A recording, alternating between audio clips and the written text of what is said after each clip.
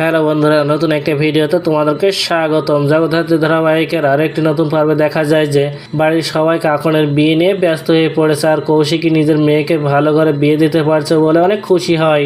ওদিকে কাকনের বাবা সমরেশ অনেক খুশি যে নিজের মেয়েকে কন্যা সম্পাদন করতে মুখার্জি বাড়িতে আসবে। ওদিকে দুর্গা দিব্যা সেনকে ফোন করে তাকে বিভিন্ন ধরনের হুমকি থামকি দিতে থাকে, আর দিব্যা দুর্গার কথা শুনে বলে এইভাবে তো জ্যাস সান্যাল কথা বলতো। তারপর দুর্গা দিব্যাকে বলে ধরে নিন আমি জ্যাস সান্যাল। আর দুর্গার মুখে এমন কথা শুনে কিছুটা ভয় পেয়ে যায় দিব্যা। ওদিকে উৎসাহ আর তার মা বৈদ্যা মুখার্জি যে বাড়িতে নকল একজন দুর্গা আনবে এটা ভালোভাবে জেনে গেছে কৌশিকী, আর কৌশিকী এটা দুর্গাকে জানিয়ে দেয়। আর এই কথা শুনে দুর্গা কৌশিকীকে বলে ওরা বাড়িতে নকল দুর্গাকে নিয়ে আসার আগেই আমি সকলের মুখোমুখি হব। ওদিকে স্বয়ম্ভু সেই কেসটা নিয়ে তদন্ত করতে থাকে যে ডক্টর বাস্তু সেনকে কে শেষ করে দিয়েছে। এদিকে মুখার্জি বাড়িতে চলছে বিয়ের কাজকর্ম, আর তখন সেখানে উৎসাহ তার মা বলছে কাল ওই মেয়েটাকে এই বাড়িতে হাজির করে সব কিছু উলটপালট করে দিতে হবে। ওদিকে দুর্গা কৌশিকীকে ফোন করে বলছে সে মুখার্জি বাড়িতে আসার জন্য রেডি হয়ে রয়েছে।